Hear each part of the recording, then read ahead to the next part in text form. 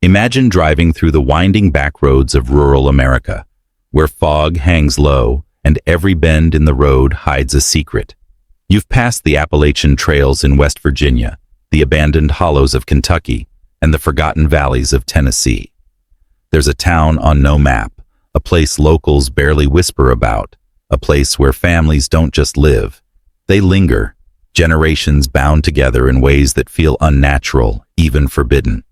You've probably heard tales of family curses or hidden secrets, but nothing prepares you for the house at the end of the dirt road, windows boarded, paint peeling, and the scent of decay thick in the air.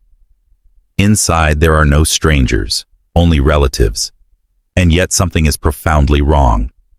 Children with hollow eyes stare from corners, elders speak in hushed, eerie tones about ancestors no one remembers clearly, and the family tree, it doesn't branch, it loops unnaturally. Every family photo seems to shift when you blink, every creak of the old floorboards telling a story of a past the world wasn't meant to see. Rumors circulate of people who vanished in the hills of Tennessee, whispers of strange rituals in the hollows of Kentucky, and dark histories buried in the Appalachian forests of West Virginia. Tonight, we'll uncover the story of the family that shouldn't exist, a tale of bloodlines twisted into horror, of townspeople who avoid eye contact, and of an American family whose darkest secrets are buried not just in the backyard, but in plain sight, waiting for someone to notice.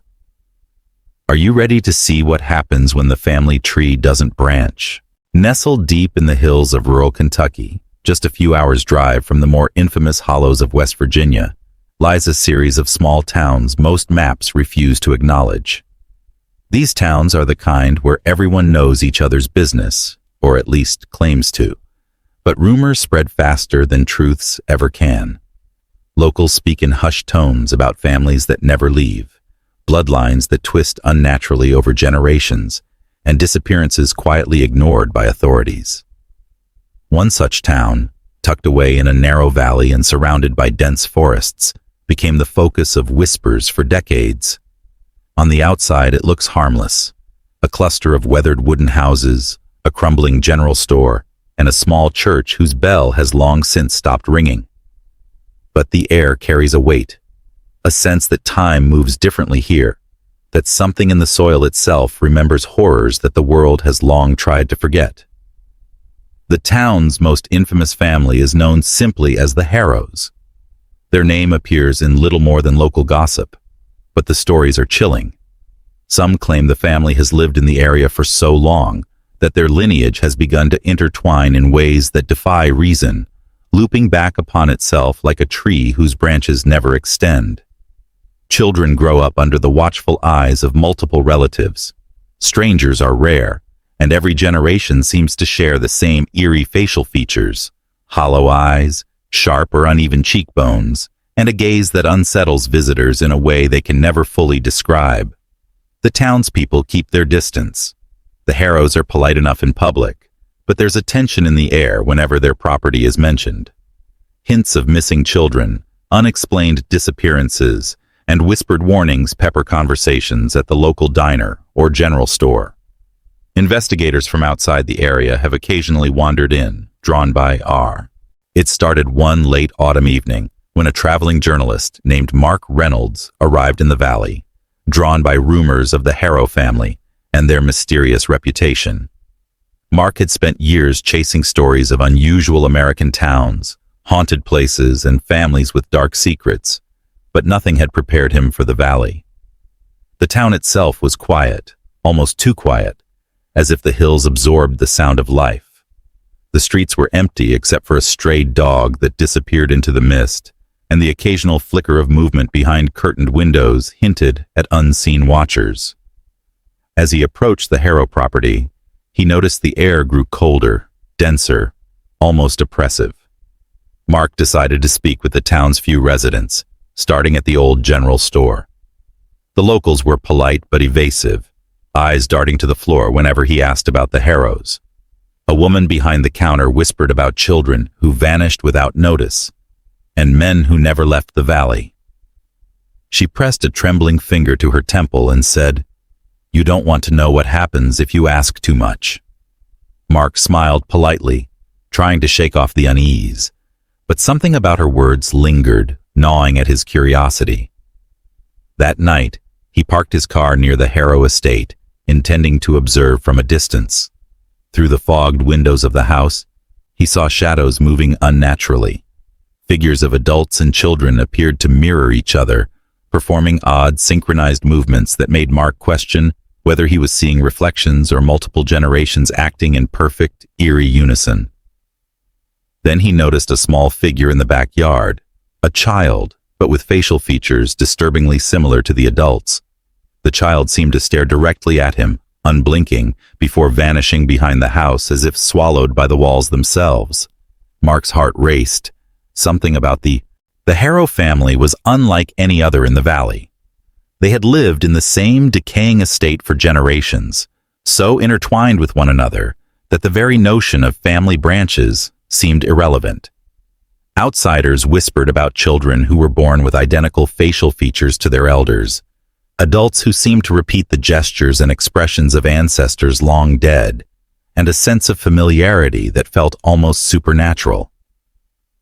Mark learned quickly that meeting a Harrow was not like meeting a typical American family. Their politeness was mechanical, smiles rigid, and eyes. Those eyes never truly blinked when they spoke to you. It began subtly when Mark was invited, hesitantly, to dinner one evening. The table was long, wooden, and polished but worn, and the Harrows took their seats in precise order, as if some invisible rule dictated who sat where. Children, some no older than 10, mirrored the posture of adults in every detail. Conversation was minimal, but Mark noticed an underlying rhythm, an eerie pattern in the way the family spoke, stories repeated, jokes recycled, and warnings delivered in whispers that felt more like chants than conversation. One of the elders, a woman with hair like frayed rope and a mouth that barely moved when she smiled, studied Mark intensely, as if measuring his fear, noting his reaction to each peculiar gesture. Mark's unease grew when he explored the estate later that night. Hallways twisted unpredictably, doors led to rooms that seemed to change when he looked away, and portraits lining the walls depicted generations of Harrows, faces increasingly similar, a visual loop of the same sharp cheekbones, hollow eyes, and unsettling smiles. He found diaries hidden in drawers, written in a careful looping hand, documenting births, disappearances, and marriages within the family. Names repeated, but dates overlapped impossibly. Mark couldn't sleep that night. The house was alive with subtle sounds, floorboards creaking, whispers drifting through hallways, and an occasional thump from somewhere deep within the estate.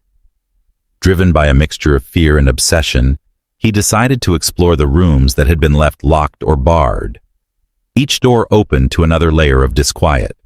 A room frozen in time, shelves lined with jars of strange substances, and walls covered in faded newspaper clippings detailing disappearances of children from surrounding towns. Some clippings bore the Harrow name, though authorities had labeled them as accidental deaths or runaway cases. In the attic, Mark discovered an old trunk, its surface etched with strange symbols and initials that he couldn't decipher. Inside were tattered diaries, photographs, and letters spanning decades. The photographs were chilling, children of different ages but unmistakably bearing the same facial traits as the adults downstairs. Some pictures were candid, others seemed staged, with children staring blankly into the camera, their expressions unnervingly mature for their age. Letters described meticulous records of the family's lineage, recounting births, deaths, and the repeated cycles of marriages within the same bloodline. One entry, written in a shaky hand, mentioned a ritual performed every decade to preserve the family's unity, hinting at traditions that Mark could only guess were far darker than any outsider could imagine. Mark's heart raced as he moved to the basement. The air grew colder, the shadows thicker. Chains, ropes, and remnants of old furniture were scattered across the damp floor. A small door led to a hidden cellar, and inside he found a wall of photographs, missing children from nearby towns, all with faint but undeniable similarities to the Harrow family. He realized that the rumors were not mere stories. This family's. Mark had been carefully documenting everything, trying to rationalize the horrors he'd witnessed. But what he discovered that night would make him question not just the Harrows, but the very nature of reality itself. While examining the photographs in the hidden cellar, he noticed something he had previously overlooked: dates. The children in the photos didn't age in any logical way. Some photographs, supposedly decades apart, depicted children with identical features, the same expressions, even the same clothes. It was as if time within the Harrow lineage had somehow paused, repeating itself in a loop. Then a low creak echoed from above. Mark froze, realizing that someone or something was descending the staircase. The figure emerged into the dim light. It was the child he had seen in the backyard weeks ago, but older, taller, yet disturbingly unchanged. Its hollow eyes fixed on him with a cold intelligence, and for a fleeting moment, Mark swore he could see the same expression mirrored in dozens of photographs. The child, no, the entity, smiled in a way that chilled him to the bone. He understood then that the Harrows were more than a family. They were a living embodiment of the twisted cycle of their ancestry. Time, blood, and ritual had fused them into something unnatural. Panic surged as footsteps echoed behind him.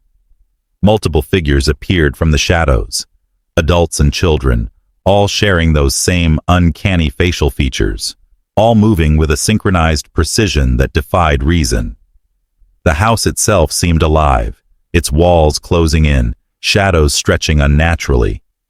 Mark realized he had stumbled into the epicenter of a horrifying experiment, a family so obsessed with preserving its lineage that it had distorted nature itself. The missing children, the eerie repetition of features, the rigid patterns, all of it was evidence of a family that had transcended Mora. The moment Mark realized the Harrow's terrifying nature, he bolted. His heart pounded as he raced down the twisting hallways, the floorboards creaking under his weight. Behind him, the synchronized footsteps of the family echoed, growing louder, faster, more deliberate. Every shadow seemed to morph into a face, every corner hiding a watcher.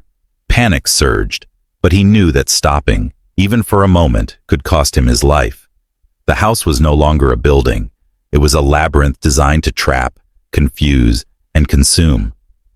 Mark stumbled into the main hallway and tried the front door. It was locked from the outside. Windows refused to open, their glass too warped to break.